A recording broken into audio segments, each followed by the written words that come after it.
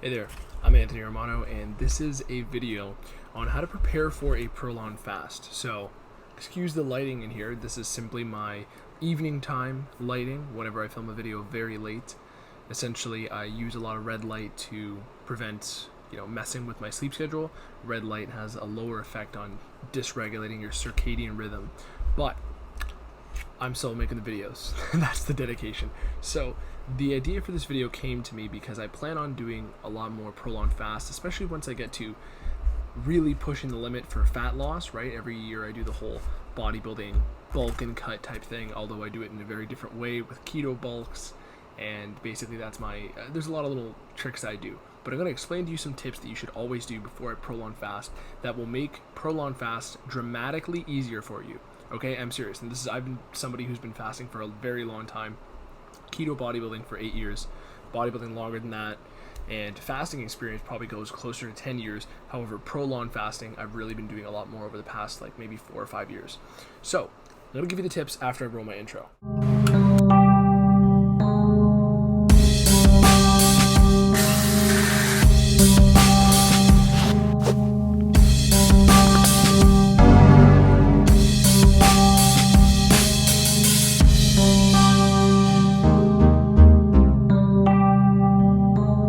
So let's get into the tips. The first one is the biggest one, which is come from a ketogenic metabolism. Okay, I love keto. I talk about keto, okay, a lot. That's the basis of a lot of my videos.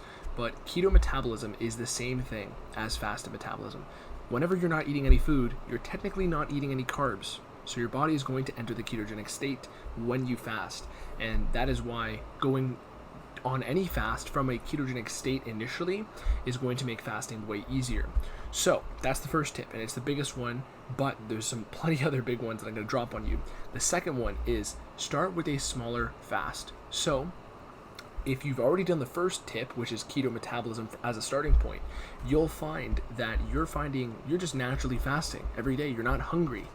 And that makes fasting way easier because of that particular scientific reason that the keto state and the fasted state are essentially duplicates. They're basically from the same family, just one older sibling, which is basically fasting is a slightly deeper version of ketosis once you actually get to it. And going to for the first time on a fast or starting a ketogenic diet for the first time is going to be hard for you. That is why people get these sugar withdrawal symptoms that they label as the keto flu.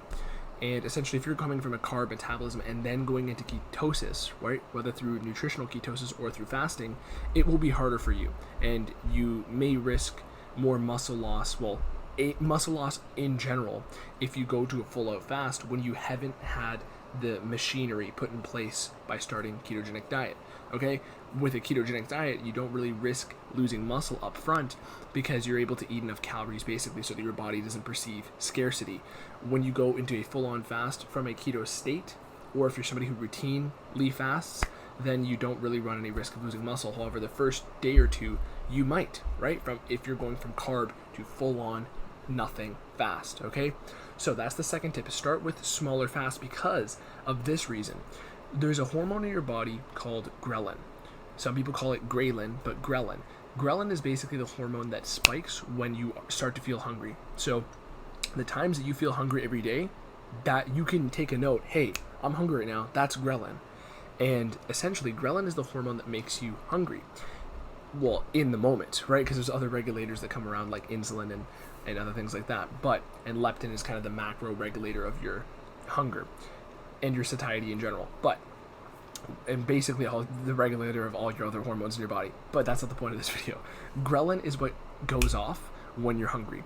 And if you are hungry at 12 noon every day, you can expect to be hungry at 12 noon every day. So when you start doing smaller fasts, you're basically training your body to not be fully sensitive to that signal from ghrelin.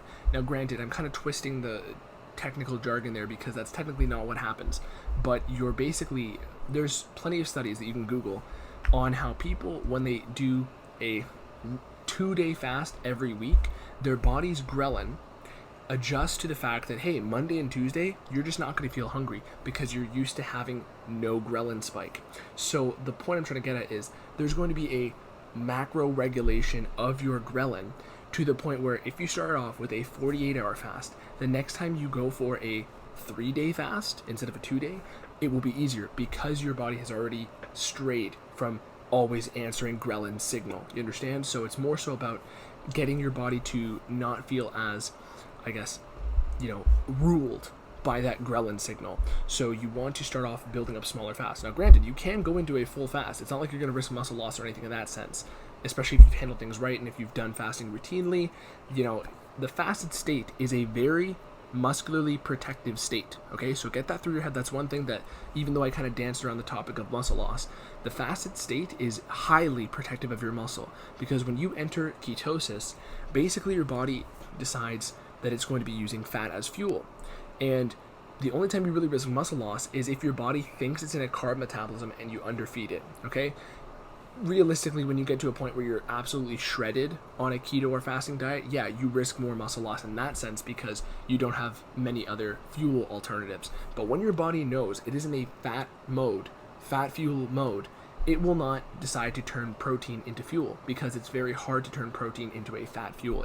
It can turn protein into glucose not easily because it's metabolically expensive, but it can do that quicker than, it can do that easier when you're on a carb metabolism. So essentially, when your body is on a fat metabolism, it's not going to try to use perfectly good muscle when fat is a far easier and far more calorically dense fuel. It's just simply not going to do it. It's 9 calories a gram versus the metabolically expensive process of gluconeogenesis for a 4 calorie per gram fuel. It's just not going to happen. You're not going to risk muscle loss if you do a fast or a ketogenic diet properly. Okay? Not at all. So that's one distinction I wanted to make clear. But at the same time, let's go more into some of these tips. So, start from keto. Additionally, practice smaller fasts and work your way up. Granted, once you've done a 48 or something of that nature, you can probably bounce around between 5-day, 6-day, 7-day fasts. And realistically, your body's not going to experience much difference from a 6-day fast to a 10-day fast. However, your first time doing a 2-day fast will be not a shock to your body, but it will be something it's not necessarily used to. So, start with smaller fasts, especially because that whole ghrelin argument about how your body will get a better ability to dodge and avoid ghrelin signal. Okay, be less sensitive to it in a way where it manifests itself as you feeling symptoms of hunger. Okay, so that's one thing. Now, if you want me to break it down more into more of the hormonal mechanisms here, another reason why you want to stay starting from a keto metabolism or just get in the habit of regular intermittent fasting and prolonged fasting, is because your body needs to get used to operating at a low insulin state. That is what fasting and ketosis is. It is a low insulin state, and that is when your body perceives the signal from low insulin to start mobilizing fuel via another hormone called glucagon, if you wanted me to break it down. Sometimes I don't break it down as deep, but that's one thing I felt like explaining here, because a low insulin state is what you are going to be experiencing during a fast. And if you're somebody who's coming from a messed up, crappy junk food diet, that will be pretty hard for you. But there are people who are very good at that, which is a great segue here. Cole Robinson, who is one of the, in my opinion, best channels on YouTube as far as prolonged fasting goes. This guy has probably the most practical experience with coaching people on prolonged fasts. Now, granted, I've coached people on prolonged fasts for a while as well, but it's not the main focus of my work. My work is much more ketogenic diet, and prolonged fasts will be sprinkled in for various clients. However, Cole Robinson, one thing he would say is, fuck it, just fast. And that is a very valid argument because, for a lot of people, it's simply the easiest way to get them into ketosis. And once they're in it, they can ride it out and extend it very easily, because once you've fasted for longer than a day, it will become quite easy to extend that fast. It's simply that the other tip of starting off small and building up will probably make it extra easy. Now, on that note, another tip. So the other 2 tips are fat fasting and other supplementation / coffee or stimulants or things of that nature that I just want to touch on.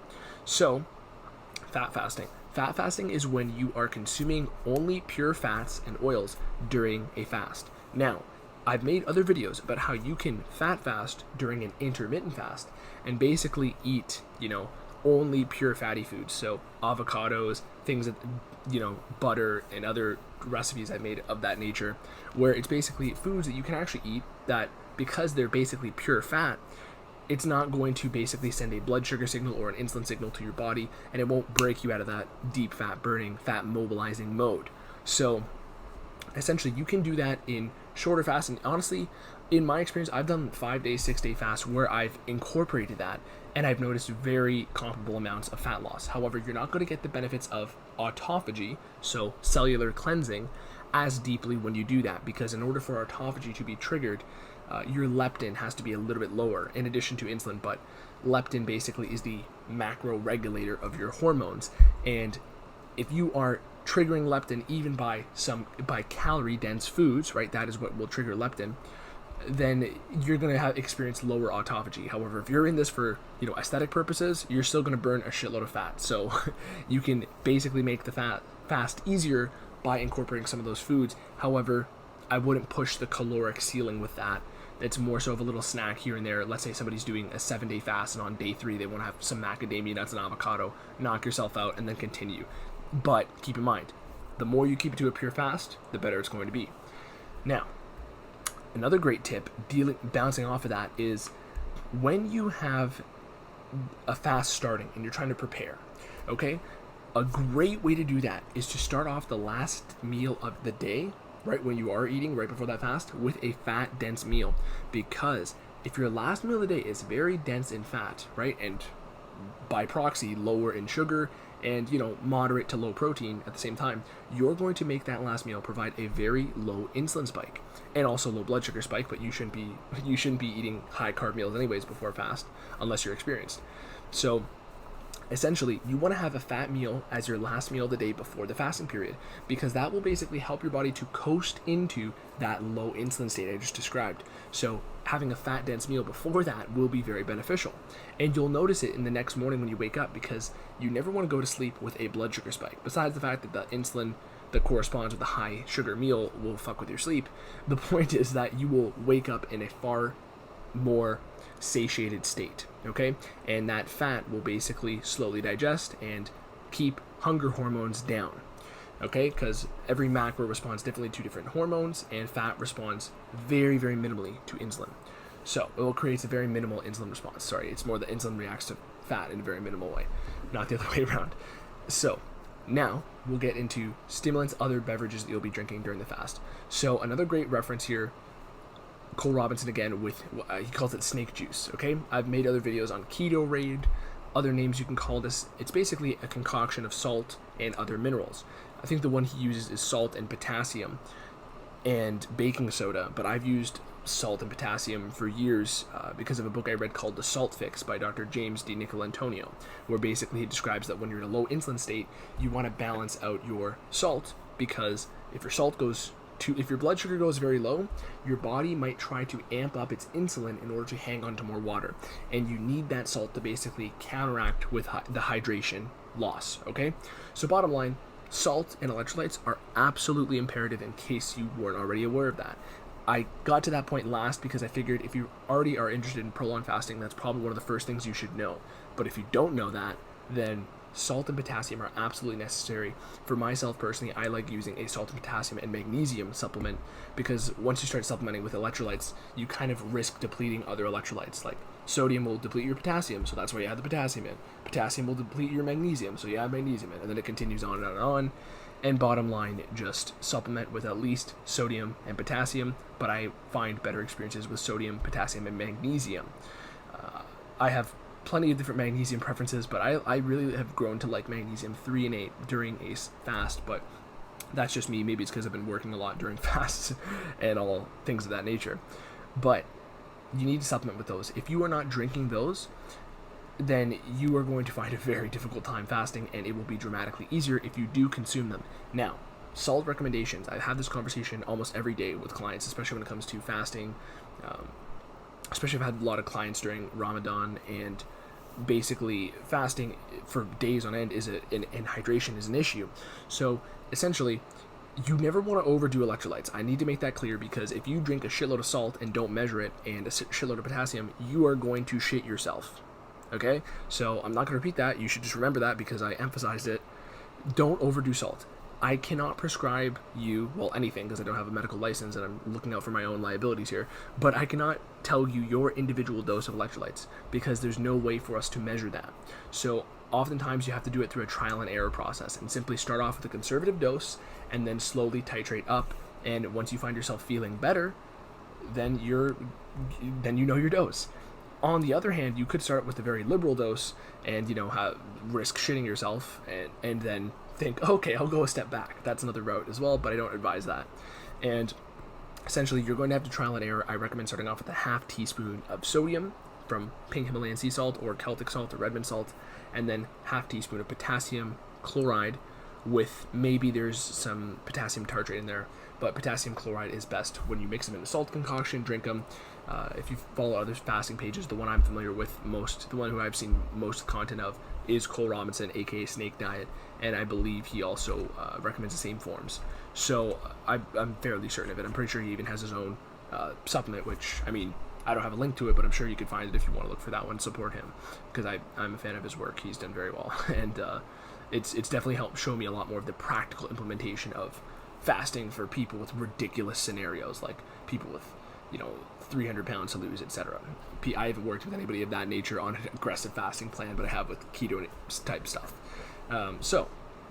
And besides the fact that, I mean, fortunately I got on the bus early for this whole electrolyte supplementation during prolonged fasting because of other books I've read, but I mean, to see how much more effective it is was definitely beneficial. Now, one funny thing that I'm going to riff off from Cole Robinson is I saw one video where Cole Robinson mentioned do not have caffeine or stimulants of that nature, during a fast.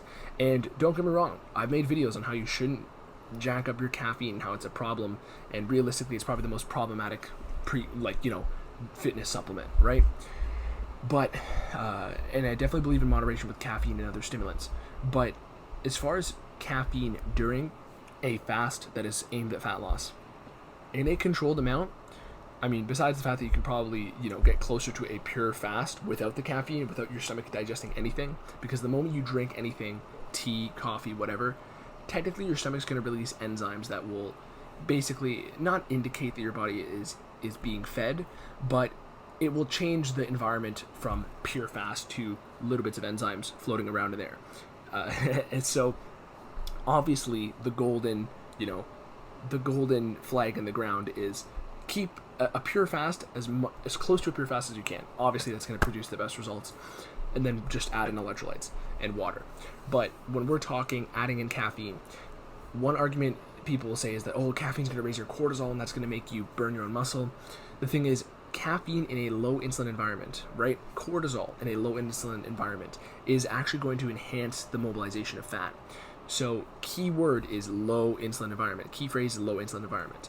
That is why when even there's plenty of work on this. I've read some really good work from John Kiefer, especially with carb backloading videos I've made, because John Kiefer is basically the godfather of carb backloading, and a bunch of other funky techniques too. But basically, with a low insulin environment, cortisol is not going to trigger muscle breakdown. It's going to trigger enhanced fat mobilization because the body does not perceive a presence of an insulin spike. When you have high insulin at the same time you have a cortisol rise, that is when you risk muscle loss. When you're in this ketogenic state, the state that I've already mentioned is protective of your muscle. It's a preservation mode. People will call it starvation mode. It is a preservation mode because it is your body basically saying, we're using fat now. So it doesn't need to use any alternative fuel in that way, besides very small amounts of carbs from gluconeogenesis that's going to occur every day no matter what diet you're on. Essentially, that cortisol spike from caffeine is not going to affect your muscles unless you're just jacking up so much coffee in the world that you're drowning in it. Moderate, humane amounts of caffeine, a cup a day, is not going to be a problem in that sense. Obviously, if you're doing this for autophagy reasons and cellular cleansing, the closest to a pure fast is best. However, with fat burning as a primary goal, added caffeine and cortisol spikes that come with it are, if anything, going to enhance fat burning, and that's what I've absolutely noticed in the process. However, I've had some people doing adrenal recoveries, and I've had people who I've worked with in person with adrenal recoveries, and reducing caffeine is necessary for them. So if you're somebody who is really weaning off of caffeine and has some other adrenal problems with it, then use that time to cut out your caffeine intake. However, as far as people who are aiming at fat loss, I'd say it's totally fine. You're not going to risk muscle loss from the cortisol that's produced from a cup of coffee every day. Okay, if anything, I find a lot of people find it enhances their long-term, fat loss goal with a prolonged fast. However, keep in mind, caffeine is a diuretic. black tea is a diuretic because it has caffeine. So that's going to make you dehydrated. You might have to overcompensate a little bit with some more electrolytes. So that's something you have to keep in mind. But at the end of the day, you know, like I said, as long as your caffeine amount is moderate, you should be fine. So that was the video on best prolonged fasting tips, how to prepare for a prolonged fast. Okay, I've thrown a load of tips at you there. This video is like basically 20 minutes now, but this is the stuff I love talking about. This stuff. So it's the stuff I love working with, and I'm so glad that I have, you know, an influx of clients during this quarantine. So I hope you're doing well during that. And we have other products, merchandise, programs, and coaching applications on my website if you want to, you know, apply and to work together. But at the end of the day, thank you for watching this video. Leave a like, subscribe to me, and also go to my Instagram and follow me there. Leave me some questions in the comment section, anything you're curious about that's relevant to this topic, and I'll do my best to get back to you. Besides that, I'm Anthony Romano. Peace.